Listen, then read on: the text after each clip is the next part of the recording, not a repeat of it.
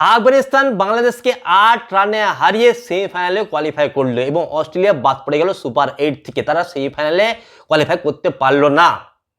সুতরাং সেমিফাইনালের চিত্রটা পুরোপুরি পরিষ্কার হয়ে গেল আফগানিস্তান জেতার ফলে।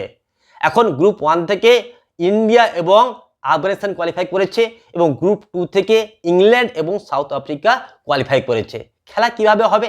সেমিফাইনালে ভারতের সাথে ইংল্যান্ডের খেলা হবে, অন্যদিকে সাউথ আফ্রিকার সাথে খেলা হবে আফগানিস্তানের সেমিফাইনাল, এবং এই দুটি সেমিফাইনালই খেলা হবে 27 তারিখ।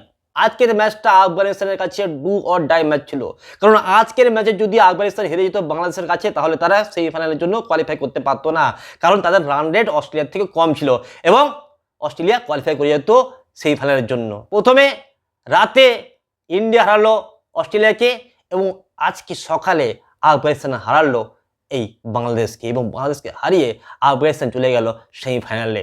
আফগানিস্তান প্রথম ব্যাটিং করে মাত্র 115 রান করে 5 উইকেট হারিয়ে 20 ওভার শেষে 5টা উইকেট হাতে ছিল।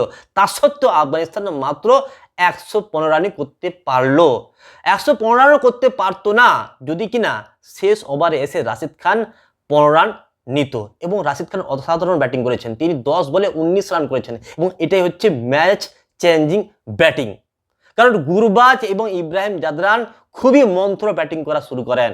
গুরবাজ করেন 55 বলে 43 রান, অন্যদিকে ইব্রাহিম জাদরান করেন 29 বলে 18 রান।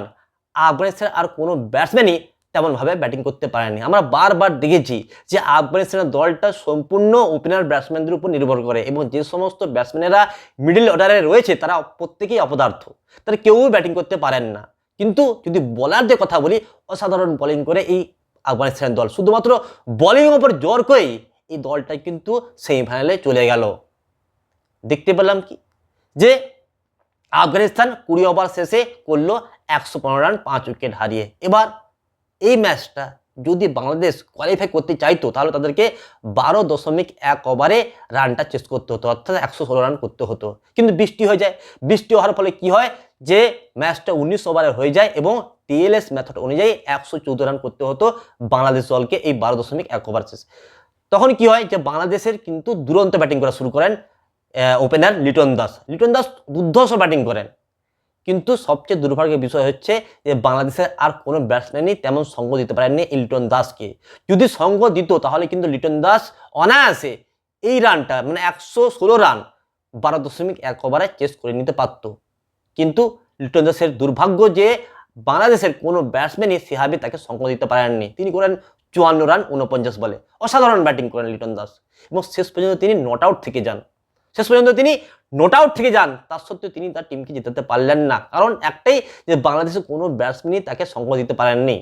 অন্যদিকে এই ম্যাচের সেরা বোলিংটা করেন রাশিদ খান, যিনি 4টি উইকেট নেন। শেষ ওভারে নাবিনুল হক 2 উইকেট নিয়ে আফগানিস্তানকে জয়ী করলো এবং বাংলাদেশকে পরাজিত করলো।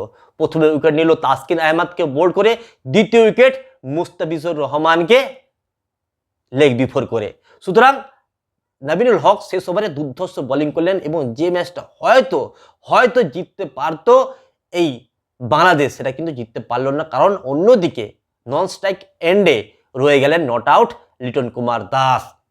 17.5 ওভারই খেলাটা শেষ হয়ে যায় এবং শেষ ওভারে যায় না খেলাটা। যদি খেলাটা যেত হয়তো বাংলাদেশ জিততে পারতো এই ম্যাচটা।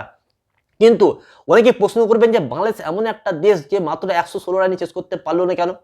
এখানে খুব বড় একটা প্রশ্ন উঠছে বন্ধুরা, কারণ বাংলাদেশ দুর্ধর্ষ খেলার চেষ্টা করেছে। তারা কিন্তু চেষ্টা করেছে যে আমরা 12.1 ওভারেই রানটা চেস করবো, এবং প্রয়াস প্রচুর করেছে, তারা চেষ্টা প্রচুর করেছে। বাংলাদেশের সমস্ত ব্যাটসম্যান চেষ্টা করেছে যে 12.1 ওভারেই আমাদের ম্যাচটা জিততে হবে, তাই তারা ঝড়ো ব্যাটিং করার চেষ্টা করেছে এবং ঝড়ো ব্যাটিং করতে গিয়ে তারা উইকেট হারিয়েছে। কিন্তু যদি বাংলাদেশ শুধুমাত্র এই ম্যাচটা জিততে চাইতো তাহলে তারা অনায়াসে এই ম্যাচটা জিততে পারতো।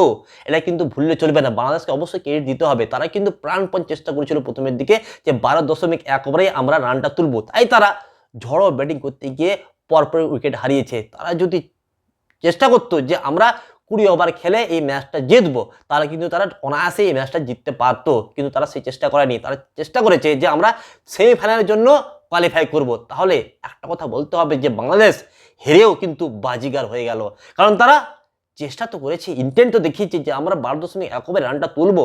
সুতরাং বাংলাদেশকে অবশ্যই ক্রেডিট দিতে হবে, তারা হেরে গেছে কিন্তু তারা ক্রেডিট পাওয়ার যোগ্য। বন্ধুরা আপনাদের কি মনে হয় বাংলাদেশ হেরে গিয়েও কি বাজিগার হয়ে গেল না?